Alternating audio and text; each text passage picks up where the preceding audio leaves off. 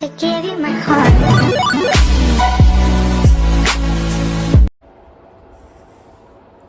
Hello guys, welcome back to my channel.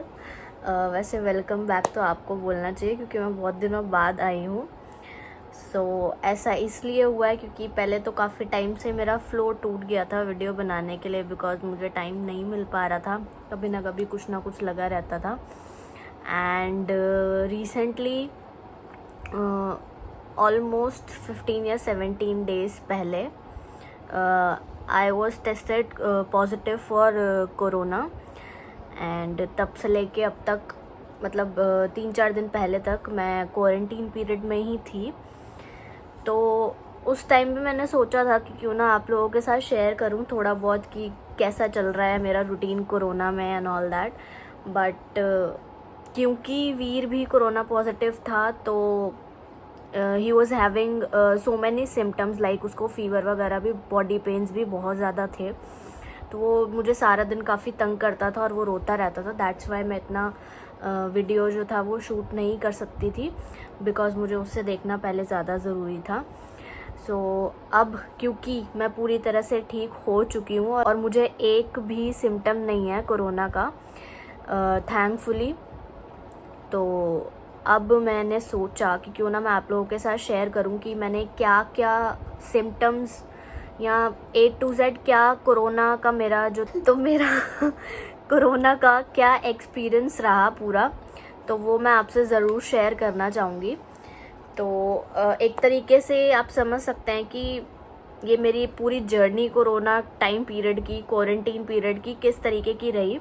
अभी जो है आप लोगों को पता ही है कि कितनी ज़्यादा कोरोना से रिलेटेड न्यूज़ आ रही हैं, कोरोना से रिलेटेड लोग बातें बता रहे हैं कि आप ऐसे करो, आपको ऐसे हो रहा है तो ऐसे कर लो, ऐसे हो रहा है तो ऐसे कर लो। कितने सारे लोग जो हैं अभी हॉस्पिटलाइज्ड हैं, बहुत सारे लोग जो हैं अभी घर में ही क्वारंटीन है, कुछ की तबीयत बहुत ज़्यादा ख़राब हो रही है, बिगड़ रही है, और कुछ लोग माइल्ड सिम्टम्स के साथ ठीक भी हो रहे हैं। तो इन आवर केस मेरे घर में ऑलमोस्ट आप समझ सकते हैं कि 4 से 5 लोग जो थे वो पॉजिटिव टेस्टेड थे।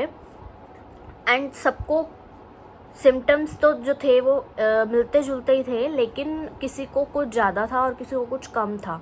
तो थोड़े बहुत डिफरेंसेस थे सबके सिम्टम्स में।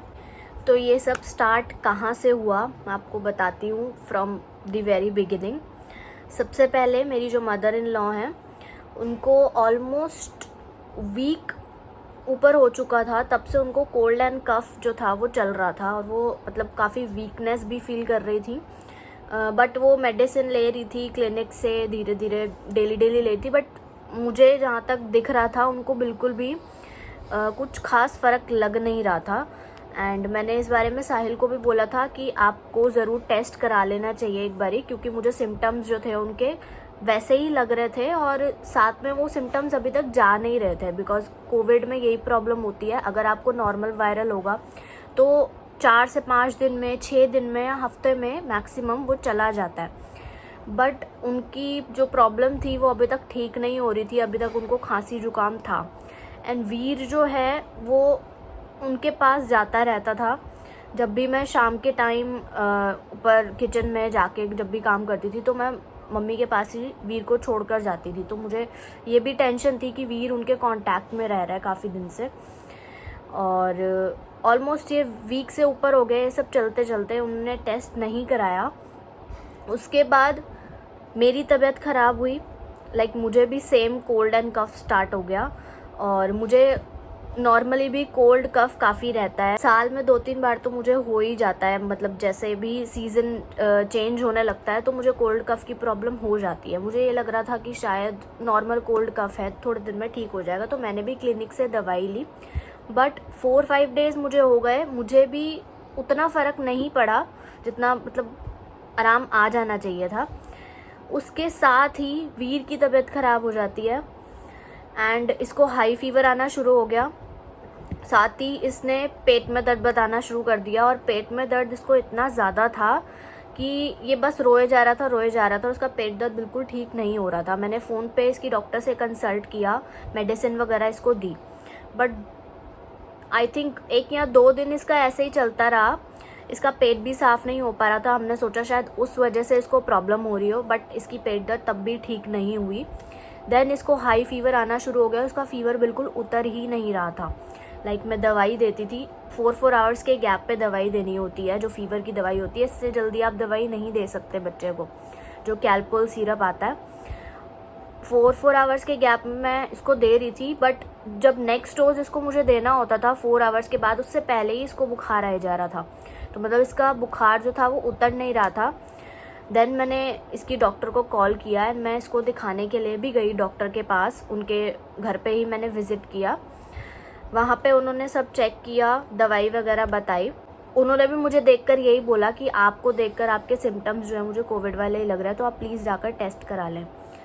उसके बाद हम घर आ गए। नेक्स्ट डे मैं टेस्टिंग के लिए साहिल पता करने गए थे, बट टेस्ट नहीं हो पाया। एक दिन का गैप और हो गया।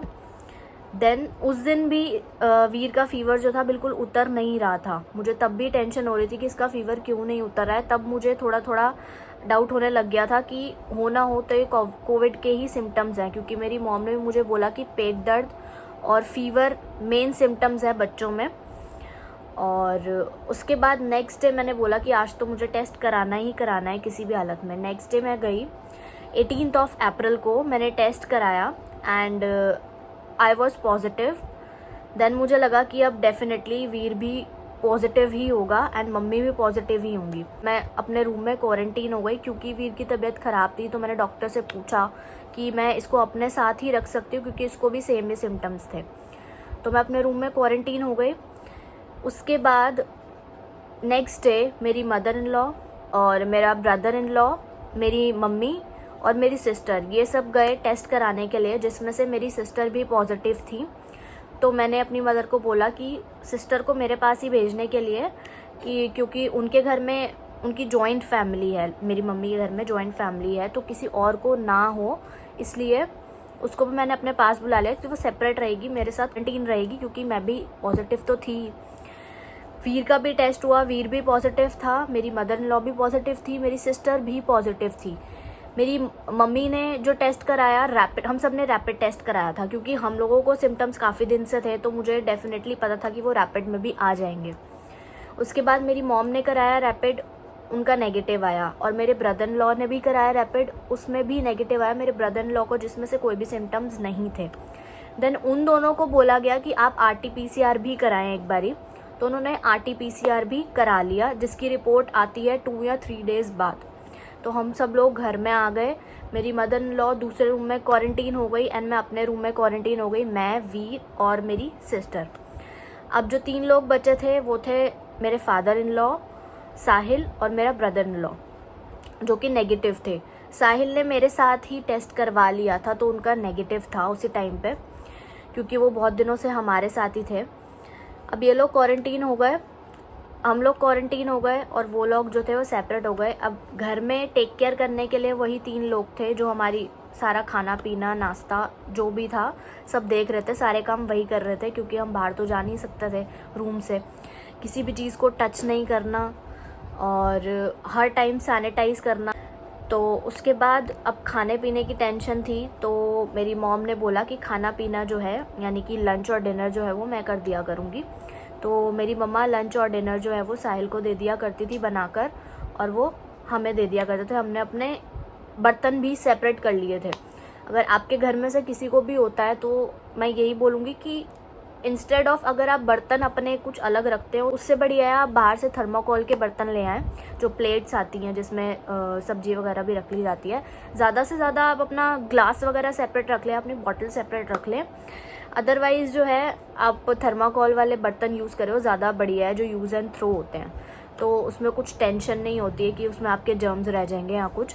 हमारे पास बर्तन भी थे अपने, बट हम जो है थर्माकोल वाले बर्तन ही यूज़ कर रहे थे फॉर लंच एंड डिनर। जहाँ से हमने टेस्ट कराया था उन लोगों ने हमें कुछ मेडिसिन्स दी, लाइक मेडिसिन्स में बेसिकली जो सारे कोरोना पेशेंट्स को वो दे रहे हैं वो आती हैं, एक पैरासीटामोल की टैबलेट्स होती हैं, एक विटामिन C की टैबलेट ज़रूर होती हैं, और साथ ही साथ एक या तो आपको एंटीबायोटिक दे देंगे वो, या फिर कुछ एलर्जी से रिलेटेड टैबलेट दे देंगे, जिस तरीके के आपके सिम्टम्स होते हैं उसके हिसाब से।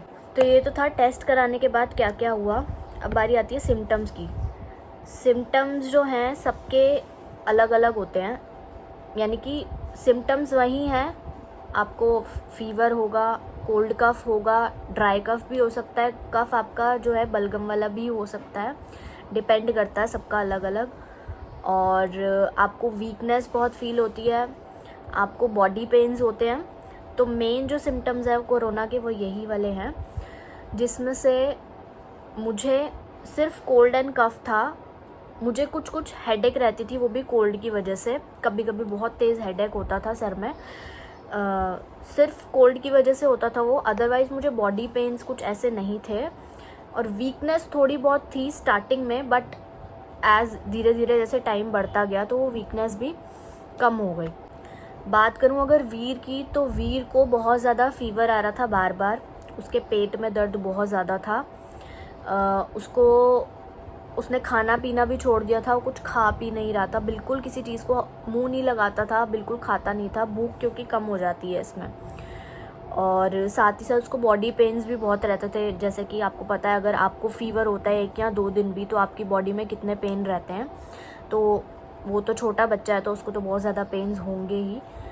तो उसको काफ़ी दिन, ये ऑलमोस्ट आप लगा सकते हो कि आज उसको 17 डेज़ हो गए हैं मे बी। तो उससे पहले उसको कम से कम 10 दिन जो है वो फीवर रहा है, जो कि बहुत ज़्यादा चढ़ उतर रहा था। 5 to 6 डेज़ तो उसको रेगुलर चढ़ रहा था। उसके बाद उसको धीरे धीरे कम हुआ, लेकिन कभी बहुत तेज़ कभी बहुत कम, जैसे दिन में चढ़ा या शाम को चढ़ गया या रात को चढ़ गया, तो इस तरीके से हो रहा था। और जैसे ही फीवर होता था तो वो पेट में दर्द रोना शुरू कर देता था, बिकॉज उसको बताना नहीं आता कि मेरे पेट में दर्द हो रही है, बॉडी में दर्द हो रही है, तो उसके बॉडी पेन्स ही होते थे। उसके बाद वो खाता पीता कुछ नहीं था। तो मेरी मदर इन लॉ को जो था, उनको भी बहुत ज़्यादा कोल्ड और कफ था, वीकनेस बहुत ज़्यादा थी। बीच में फ़ीवर उनको आया था, बट उनको परमानेंट फ़ीवर नहीं था डेली जैसे। और मेरी जो सिस्टर है उसको भी यही था कि उसको भी कोल्ड एंड कफ था, हेडेक था, सेम जैसे कि मेरे सिम्टम्स थे। तो ये हमें डिफरेंट सिम्टम्स थे, थोड़े थोड़े कम और बढ़ते हुए। 2-3 डेज़ बाद मेरे पास मतलब आप लोगों के पास, अगर आप लोगों ने टेस्ट करवाया, आप में से बहुत लोग ऐसे होंगे जिनने गवर्नमेंट इंस्टीट्यूट से कहीं से टेस्ट कराया होगा। लाइक हमने प्राइवेट से नहीं करवाया, हमने गवर्नमेंट लैब से ही टेस्ट करवाया था, जहाँ पे रैपिड वाला तो करते हैं आराम से, और अगर ज़रूरत लगती है तो RT-PCR टेस्ट करते हैं वो। तो हमने गवर्नमेंट वाले से ही कराया था।